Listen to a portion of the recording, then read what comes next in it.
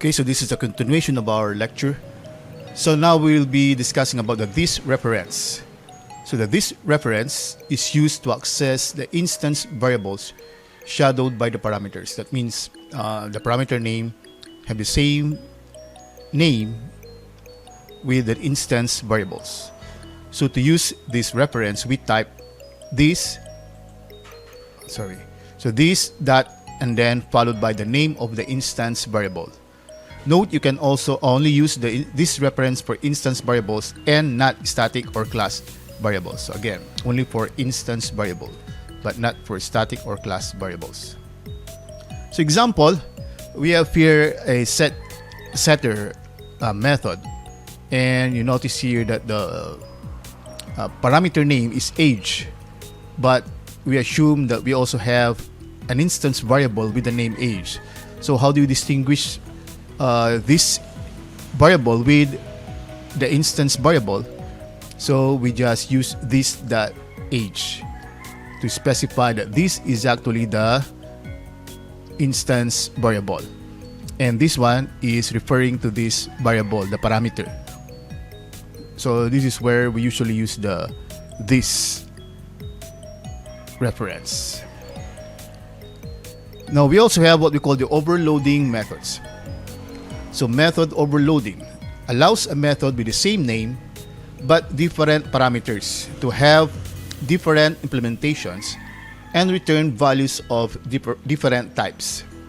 It can be used when the same operation has different implementations. Always remember that overloaded methods have the following properties. They should have the same name, but they have different parameters. And the return types can be different or the same. So these are the properties of overloaded methods. So example, we have here two methods, print method. But you notice both have the same name, but we have different parameters. So this one is using the string parameter for temp, and this one is using the grades as parameters. So this will print, and this one will print the name, address, and the age. Well, this one will print the name, the grade, the English grade, and science grade used as parameters.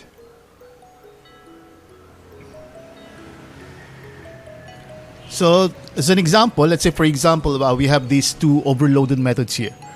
So we have here student record and a record equals new student record. So we created an instance of this class, and this is the object, which is an instance of this class. So we set the name to Anna, set the address to Philippines, age 15, grade to 80, 95.5 for English grade and science grade 100. So Anna record.print, Anna record.get name. So what will this do? It will actually print the name, the address, and the age. So actually the parameter here doesn't matter also. But here, this will use the grades as the parameters in printing the record. That's why the output for the first method will just print name, address, and age, because that is what is placed in our method. It will print the name, age, and age. So in other words, this print method, since this is a string, will implement the first method, while the second one, which is using three grades here, will be using the second method. So this one, which will be printing the name, the math grade, English grade, and science grade. So if we're going to look at the output, for the second one, we have name, so Anna, then math grade, English grade, and science grade. So that is an example of overloading methods. Next, we have what we call constructors. Constructors are important in instantiating an object. It is a method where all the initializations are placed. The following are properties of a constructor. Constructors have the same name as the class, so take note of that. The constructor has the same name as the class. A constructor is just like an ordinary method, so it's also a method. However, only the following information can be placed in the header of the constructor. Scope of accessibility identifier like public, constructor's name, and parameters if it has any. So these are what we can place in the constructor. Constructors does not have any return value. So take note of that. It does not have any return value. You cannot call a constructor directly. It can only be called by using the new operator. So the new operator calls the constructor during the class instantiation. So the syntax for constructors, so we have here the modifier followed by the class name, and then the parameters, open curly brace, and then we have here the statements, and then close curly braces. So again, if you have asterisk, that means it can be several statements. This one, it can be several parameters. So the default constructor is a constructor without any parameters. If the class does not specify any constructors, then an implicit, so it is implied, although we do not explicitly write the constructor, there is already a constructor created. So its implicit default constructor is created. So that means it is implied. Example, student record, so public student record, so some code here. So this is an example of a constructor. Now we can also overload constructors. So we have your public student record without any parameter. So again, for overloading, it should have the same name but different parameters. So in my second constructor here, the same name, but here I have a string as my parameter. So string temp. So this will assign the temp price string to the name, while this one have two parameters, the name and the address, so assigned to the instance variables. And this one has three parameters, so assigned to midterm grade, English grade, and science grade. So to use these constructors, we have the following code. Public static void main, so student record, new student record Anna. So that will use the second constructor wherein we have the name. Then the next one will be using name and address, so Robea, and the next one will be creating another instance of the object but placing here grades. Now we can also have the this constructor call. Constructor calls can be chained, meaning you can call another constructor from inside another constructor. So we have a constructor calling another constructor. So we use the this call for this matter. So there are a few things to remember when using the this constructor call. When using the this constructor call, it must occur as the first statement in a constructor. So it's the first statement, so take note of that. It can only be used in a constructor definition. The this call can then be followed by any other relevant statements. So example, we have here a constructor with no parameters, but this will actually call the constructor with one parameter, which is this one. So this will call this, and that means that some string will be assigned to name. So if you create an instance of this object or this class and a record, we created this object using student record, the name that will be given to this record is actually some string. So by default, since we did not place any parameter here, it will be calling this, but this will actually call this one. So some string will be assigned to this name. So we'll be doing more of this as we go on. Now next we have packages. Packages are Java's means of grouping related classes and interfaces together in a single unit. Interfaces will be discussed, so we'll be discussing this also again later, but we'll be introducing it in this video. So this powerful feature provides for a convenient mechanism for managing a large group of classes and interfaces while avoiding potential naming conflicts. Importing packages. To be able to use classes outside of the package you are currently working in, you need to import the package of those classes. By default, all your Java programs import the java.lang.asterisk package. That is why you can use classes like string and integers inside the program even though you haven't imported any package. So that's the default. It is already importing actually a package.